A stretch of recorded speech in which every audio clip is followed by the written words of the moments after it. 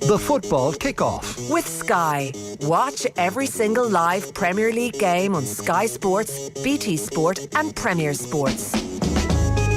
Yes, indeed, it's Friday the 13th, but nevertheless, it is the Football Kickoff with Sky. All the football you love in one place across Sky Sports, BT Sports and Premier Sports. And make sure to subscribe to our YouTube channel. And delighted to welcome beside me Colm Boohig in the house. How are you, Colm, CB? Johnny Ward, JW, a very calming presence on this Friday the 13th. This is it. Traditionally scary day, but not with you here. Well, I'm not sure about that. Wearing that chair well. I'm kind of swiveling in the chair. Yeah. Clive Allen, can I ask you first, I haven't spoken to you since 2022, how was your New Year's?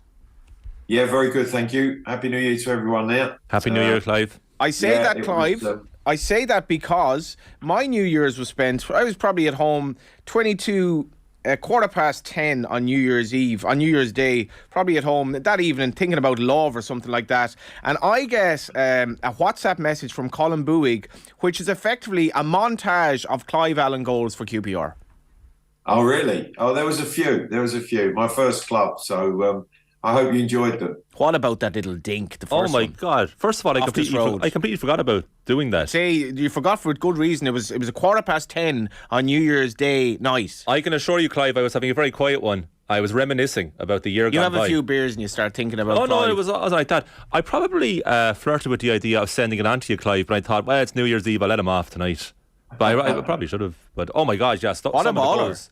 Well, Clive's not going to say it about himself. He's far too humble. But oh my God, some of the goals, Clive, unbelievable. Yeah, I've got to say one of my favourites was at Cambridge United. I'm sure that probably was on there. And then a goal at West Ham for Queen's Park Rangers. It was a crazy game, but I managed to score twice that day. We drew the game 2-2. But there was one where I did a couple of drag backs and managed to knock it past Phil Parks in the West Ham goal. That's the one. That's the one that we played on the show a couple of months ago. That was the one that we highlighted. But these, I don't even think that goal was in this montage. Such was the quality of the goals overall. I think I've just seen the goal against Cambridge. But let's move on to the future and the present, because that is why Clive is on the show, and he's too humble to be sending around videos of himself. You know, he just wouldn't be Clive's style. It should be Clive's style. It is Friday the 13th. Should be Clive's style. It is Friday the 13th, and we're going to start off with Villa Leeds. Now, the Football Kickoff is brought to you with Sky. All the football you love in one place across Sky Sports, BT Sports and Premier Sports. And Sky Sports showing Villa versus Leeds tonight. That's at 8 o'clock. And of course, the intriguing thing here, Clive, is Villa are on the rebound after, let's just say, a fairly humiliating experience in the Cup last weekend. Yeah, a defeat to Stevenage in the FA Cup. Third round is I think, any Premier League club entering the FA Cup in the third round, there's always some trepidation. I think you always want a home draw, which obviously Villa had. Stevenage team that are going well, that has to be said, but they're winning with, not too long of the game remaining. And then obviously a sending off, then Donker gets sent off and the whole game's turned on its head. I know Steve Evans well. He will have enjoyed the way that his team finished the game and obviously progressed to the fourth round of the FA Cup. So, Villa have to bounce because I think under Emery they've done okay, but this is a big game for both clubs in terms of where they sit in the Premier League. To be fair, now since he's arrived, they've won 3 and drawn 1 and lost 1 in 5 in the league. Yeah, no, I think the response has been good, and also they've been good defensively. I think that was important. That was what Emery's sort of addressed. That's been his main priority. And with that, they've got some results. So they're still not out of trouble. There's a lot of teams, I feel, that are still going to be fearing the drop in the next couple of months. But obviously, the Premier League-wise, they seem to be going in the right direction. Colm. Yeah. Clive, Philippe Coutinho, what's happened there? It's extraordinary. The quality of the player... obviously what we saw earlier in his earlier days in Premier League was quite sensational, and he just hasn't been able to recapture. I think consistency, the ability that he hasn't been able to find that sort of form that we know can win games. He's such a talented player, and I think that Villa Villa buying him know what he's capable of, but he hasn't produced that yet for them. Why does this happen with players like this? Very talented players completely seem to lose confidence and therefore then their ability. Can you remember any player from a bygone era that you saw that happen in the flesh? Is this a common thing in football for you? Oh, absolutely. I think that all players at certain stages of their career go through this, this lack of confidence, which affects their. Sometimes it might be an injury, returning from an injury. They never quite feel the same. They never can produce the same as they had. And I think that it's a very difficult time, especially for talented players, because as a player myself, you're not thinking any different. You're not trying to do anything different, and you're trying to just recapture that form that you know you're capable of. And Coutinho just seems to be devoid of all confidence at the moment. To be fair to Villa, the managerial changes brought them up to 11th in the table, 3 points behind Chelsea, which is bonkers when you think about it. But that's a sign of just Chelsea's struggles at the moment. And Leeds back in 14th, poor away record Leeds, but obviously a game that they'll fancy that they might have some sort of a chance in. Let's get on to the big one though. BT Sport, 12:30 on Saturday. Manchester United versus Manchester City. Now, Clive, I'm not sure. Remember what happened in the corresponding game earlier this season when Erik ten Hag had one of his, early sort of humbling experiences as Man United boss. The run that they've been on has been nothing short of incredible, and I can't remember a game where between this pair in a long time where you really do give Man United as much of a chance as you do here, I think. That's right. I totally agree with you. I think ten Hag has stamped his authority on the club. The players have responded in the way that he would have wanted, and certainly the supporters. I think they look good defensively. I think they're capable offensively, scoring goals. Rashford's in sensational form. He again, as unlike Coutinho, has found confidence and his ability, and he's producing that for Manchester United. And yet, I don't see a lot between these two sides. City going out to Carabao. I think at the moment Pep Guardiola is trying to juggle his squad. He was going on all four fronts. It's now going to be 3. They're 5 points off of Arsenal. They would have hoped to be certainly closer to Arsenal. And Manchester United are closing the gap. Manchester United seem to be going in only one direction, and that is up the Premier League table. So this is going to be a massive game for both teams on Saturday. Got to ask you about Weghorst coming on loan. I love this story. He was the hero against Argentina. Obviously didn't quite get Holland over the line. He's a 30-year-old, essentially journeyman who's been on loan in Turkey from Burnley, and Ten Hag has seen something in him, probably all 6'10" of it or whatever it is. Absolutely. I think he's a leader of the line. I think what he does really well is he will lead the press from the front. So if Ten Hag is preaching that to his team, he wants someone at the focal point to lead the team, to drag everybody forward, to press high, and obviously he feels he's the player to do it. He will know a lot about him from Holland, and I feel that this is perhaps a type of player that Manchester United haven't had for a period of time. And he feels that addition can make them even better.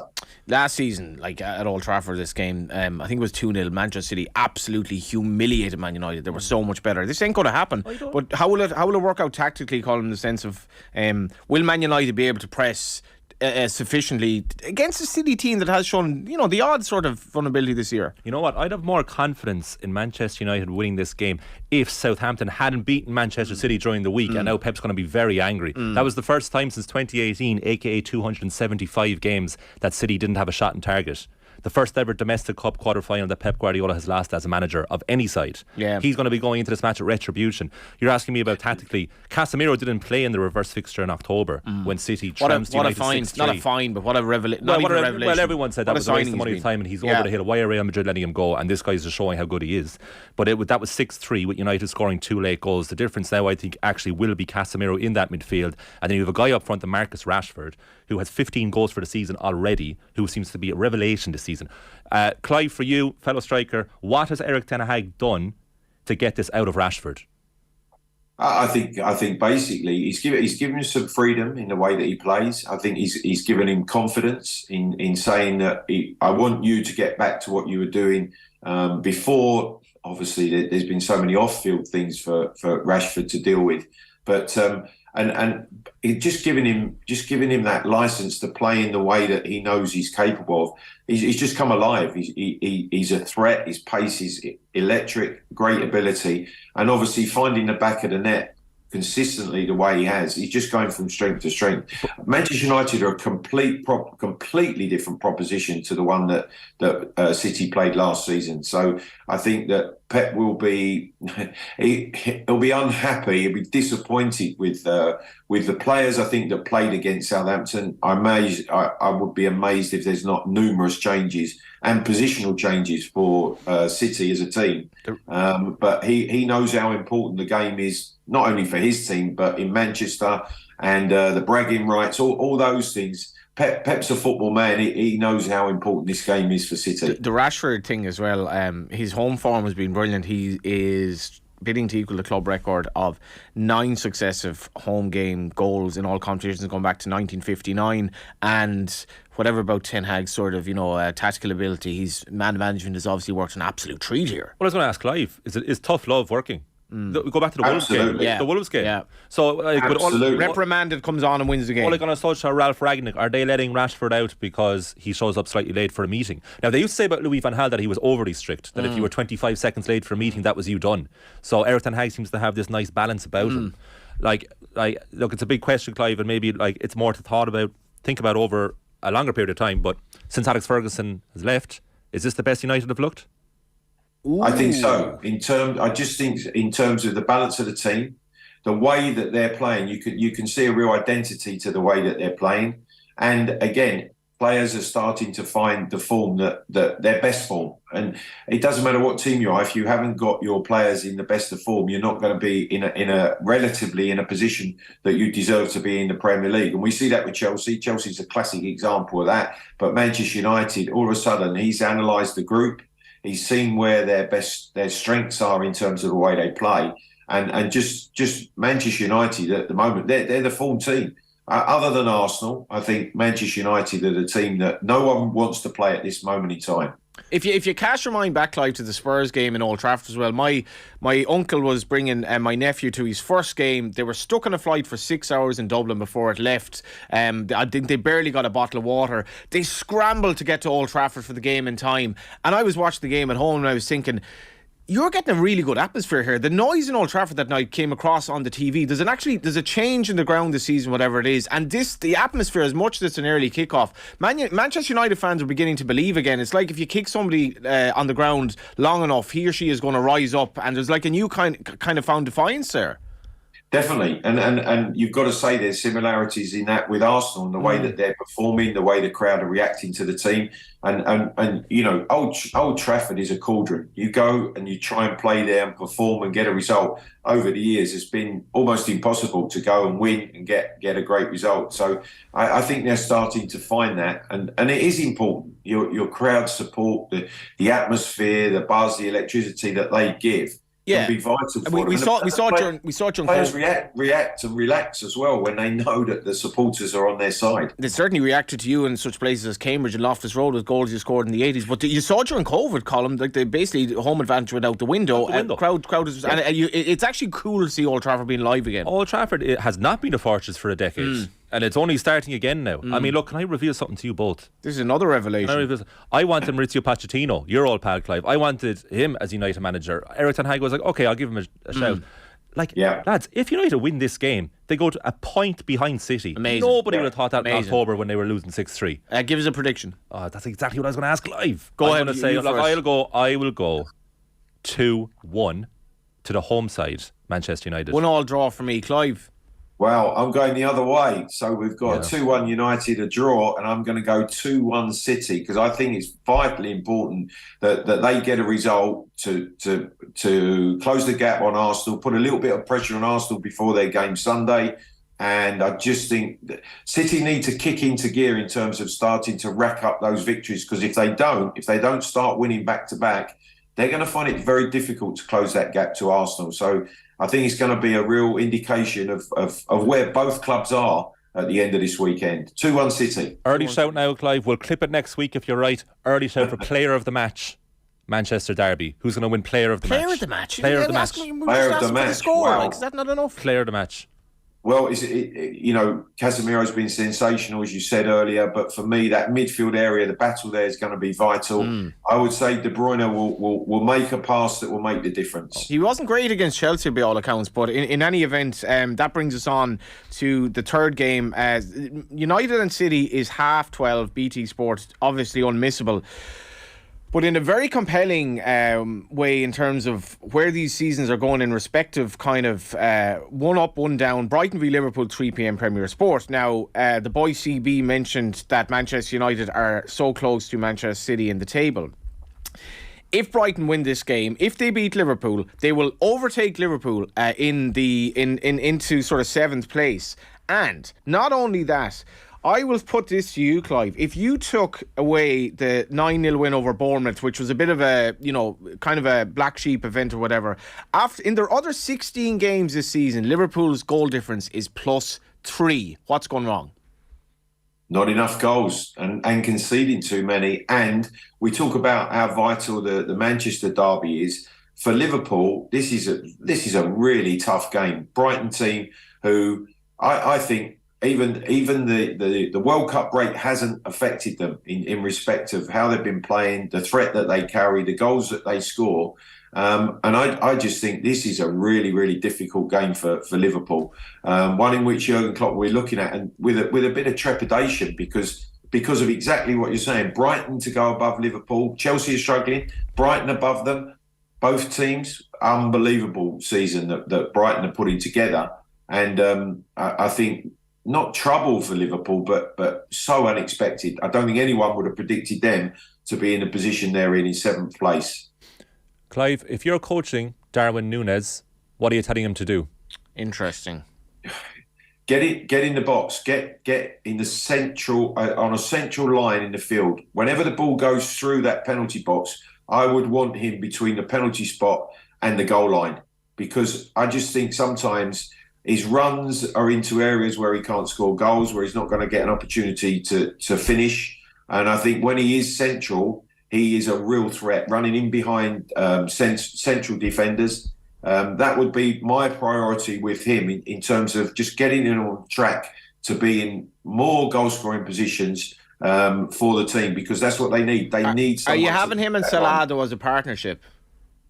I think it's progressing, but it's far from complete. I think Sané and Salah were just so good. They might not have liked each other. They might not even have liked playing with each other, but they were a real partnership and a real threat as a pair. I don't think Liverpool have that at the moment. With whatever options Jurgen Klopp has, they don't carry that threat on the front line. Yeah, and forget about Liverpool for the moment, because Ireland's interest is obviously Brighton, and we often mention the Carlisle grounds. What about Belinda Carlisle? And I will put it to you, Colm. Evan is a place on earth at the moment. Evan Ferguson, discuss. Clive, have you seen much of Evan Ferguson? And even if you haven't, can you just tell us that he's going to be brilliant? Please tell us he's going to be amazing, honestly, like the best Alfie. Ireland are fine now, and he's going to score another Erling Haaland. Can you just tell us that, Clive? All of that. Listen, he's young, he's raw. I think that he started fantastically for Brighton. He really has. I think, and one of the greatest strengths is that he's got off in goal scoring form. So that will give him immense confidence. He's a youngster who's playing in a good team. I think it's been fantastic for him to come into the Brighton side that is playing well and is full of confidence, that is creating chances. And for me, he looks exactly, when we're talking about Núñez and the positions, he's in positions to score goals. The chances he's had, he's taken. And I can only see him going from strength to strength in this Brighton side. He doesn't take on Van Dijk, who I believe is injured here. So it's still going to be fascinating to see how he matches up against Liverpool defence. And I imagine he'll start the way things are going. I think he started the last two. Did well in the Cup last weekend. And he deserves to start. I think there's no doubt. And his physical presence is something that Brighton haven't had on the front line. Physical presence, and he's only 18, Colm. Absolutely. He's going to get stronger, fitter, faster. But he seems, and he certainly looks, he has a knack of scoring goals. This is Roberto De Zerbi's first game in charge. The reverse fixture finished 3 apiece at Anfield. Prediction for this one, Clive? I think this is going to be a really tricky one. I think it's a vitally important one. I think Jurgen Klopp will have Liverpool really, really pumped up for this. And I'm going to just go for a Liverpool victory, but I don't think it's going to be easy. But let me tell you, I can never call Brighton's results. Whenever I say they're going to draw or lose, they always win. So good luck, Brighton, but Liverpool, you need to win. I think Brighton will have a great chance here. I'll tip them for a 3-1 win. But 3-1. Liverpool are strange. They look a bit sick in some respects, and on other days then they can kind of look like they'll score at will. But defensively, I think that midfield is a big problem defensively. They just seem to be quite porous. What are you having? I'll go a Liverpool victory, so I'll have something a little bit different for Christmas morning. So I'll go 2. No, I can't go 2-1 again. I'll go 2-0 Liverpool. But I will have Ferguson to play decent up front. Subbed in the 85th minute, nearly scores, hits the woodwork, taken off. Liverpool ultimately win, but promising by Ferguson. Jesus, yeah, clairvoyant really there. Let's get on to Newcastle v Fulham. 2 p.m. Sky Sports. Fulham in amazing form, really. Live commentary on OTB Sunday with Nathan Murphy and Brian Kerr. And unbeknownst to... probably not unbeknownst to anyone, actually. I mean, it's not entirely... wasn't not predicted that it would happen with the money that has come in, and Eddie Howe obviously taken over. What a season Newcastle are having, Clive. Oh, a wonderful season. I don't think Eddie Howe would have believed that he can not turn the club around, but move in the direction that they have with the group of players. They've added some quality. There's no doubt. Guimaraes has been fantastic in that midfield position. But what a game this is! Every single game, there's so much intrigue there with the form that Fulham are in. Fulham in 6th place in the Premier League. No one would have predicted that. I'm sorry, I couldn't. No one would. I'm sure you guys couldn't have said at this stage, halfway through the season, that Fulham are 6th and Newcastle are 3rd. So again, 2 teams banging form, really, really at the top of their game halfway through the season. Where will they end up? I think that would be the big question that I would be asking. Where are they going to end up at the end of the season? But to think they're at this point of the season in these positions, amazing. Newcastle, I think their ambition now has to be a top 4 Champions League football come the end of the season. That has to be the aim and certainly the priority from the position they find themselves in. If Fulham can stay in the top 7 and qualify for European football, what a job Marco Silva's done to get them there. And he was just saying after the Chelsea game that he just feels it's very unfair that they have to play again on Sunday at 2:00. 4 wins on the bounce. It is a really demanding fixture schedule. And then you go to Newcastle, taking on a team up in the northeast, passionate crowd, and you have to lift yourself again. And do you think there's some sort of fair criticism from Silva there in the sense of the carousel? Yeah, I do. It is sometimes the way it falls, and obviously the one thing that he knows is his team are in form, so he'll have a squad of players that are really keen. He can make some changes. I think he's got some depth to his squad, but it is a mighty difficult task. Newcastle, off the back of their obviously their quarter-final victory in the Carabao, they're looking at the possibility of a trip to Wembley. So it's all going so well for Newcastle. I just think with home advantage, although it's against a very informed Fulham, that they will come out on top. 3 managers of the season so far. 2 of them probably are here, and maybe Ten Hag. Mitrovic is back as well. 11 goals in 15 games. Looks leaner and meaner. I was like, no, he's going to be a perfect example of sort of won't be able to take the step up in class to Premier League, and he scored straight away. He's heard that all before, you know. Yeah, well, he's heard it again. But yeah, so like, I'll tell you what, Fulham, it's phenomenal. On Fulham, £8 million Andres Pereira cost them. Is he the biggest bargain of the season? His crossing last night against Chelsea. Wow, is he name a better crosser of the football outside of De Bruyne and Alexander-Arnold? I was going to say him. Yeah. Pereira's number 3. Is there anybody else better than Pereira technique-wise in the Premier League? Probably Evan Ferguson, really, you know. But where do you see Newcastle going, actually, Clive? With the backing that they have from Saudi Arabia and so forth, and just the way that it's been so seamless as well for Eddie Howe. You can have money, but you have to manage all the egos in the dressing room, and all of a sudden you're like, they're going to finish top 4, I think. Yeah, I believe so, and I think the luxury he has is that he can add to that squad. I think he's been allowed to analyse what he's got, build and shape the team and the squad, and he's done that really well. I think you just look at them, the body language from the 11 starting to the substitutes and the squad of players. They all want to be part of it. They're all buying into it, and I think that really bodes well for Newcastle. They might well add, and they could add. I think that it's a massive attraction for any player at this stage of the season in the January window, looking at the options possibly open to them. If Newcastle come knocking, Newcastle are going to be very, very attractive to any player throughout Europe, maybe the world, looking at Newcastle United and what it is, what the club, the history of the club and the potential of the club. It's something that will attract, I think, literally any player in the world. They've conceded 11 goals, Colm, like by far the best record. Yeah. It's amazing. How are you calling this? I will go for Desmond Tutu. We're having a 4-goal share in the Desmond Tutu. What are you having, Clive? I'm going to go. I think this is going to be a really difficult task for Fulham after a magnificent victory against Chelsea in their West London derby. I'm going to go for a Newcastle 2-0 home victory.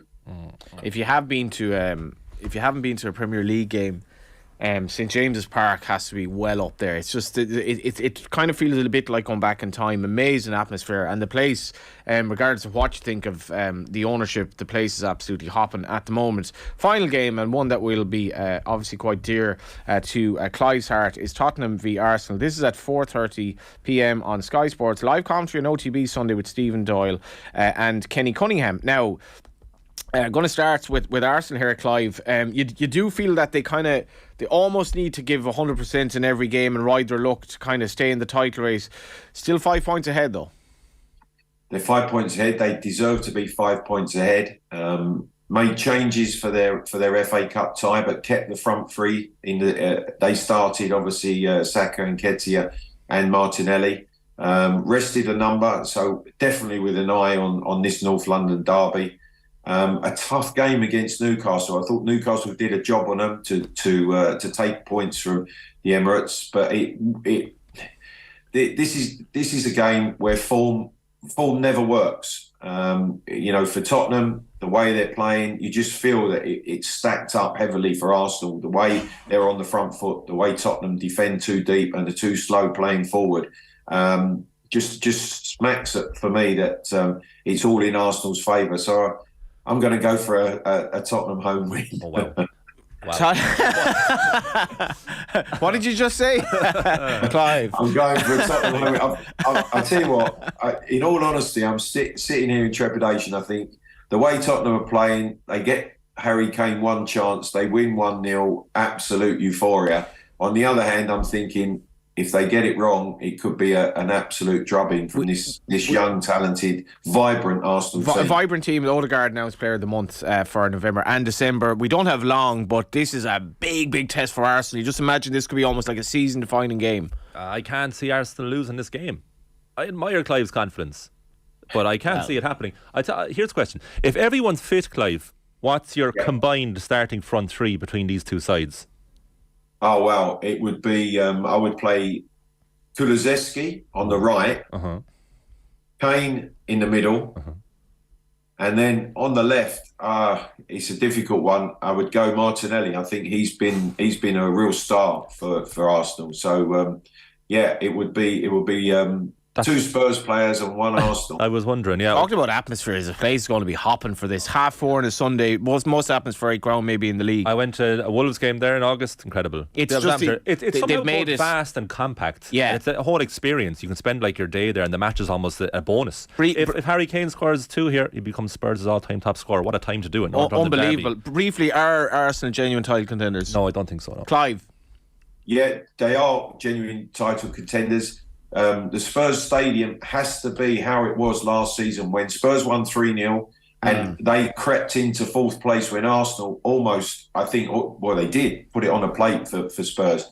That is how it has to be on Sunday. Absolutely electric, and I'm sure it will be. And Spurs need to respond to that and get a result. Finally, do Spurs finish in the top 4?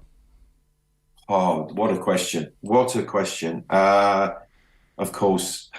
Yeah, Clive has given me the heart is battling against the head a lot here, and I'm not sure what's winning, but he's bargaining somewhere in between. And all I can think of now is that goal at Cambridge. To be honest, yeah, look, it was a great way to end the year. What a way to start the year. If you haven't seen it, just befriend Colm Boohig, and he'll send you a WhatsApp at any hour of the day of Clive Allen montage. Any Clive Allen content you want.